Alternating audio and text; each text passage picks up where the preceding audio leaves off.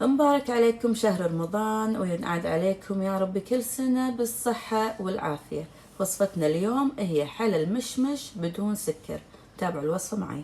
بستخدم المشمش المجفف من منتجات الرفاعي وما نستغنى عن المكسرات.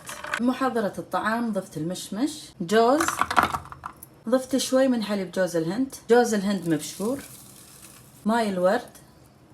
اخلط المكونات كلها.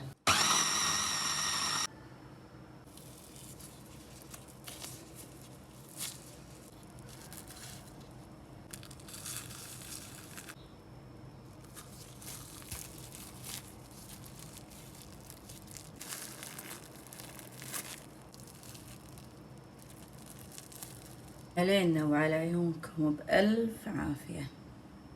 أحلى حلا صحي بعد الفطور مع القهوة العربية. علينا وعلى عيونكم بألف عافية.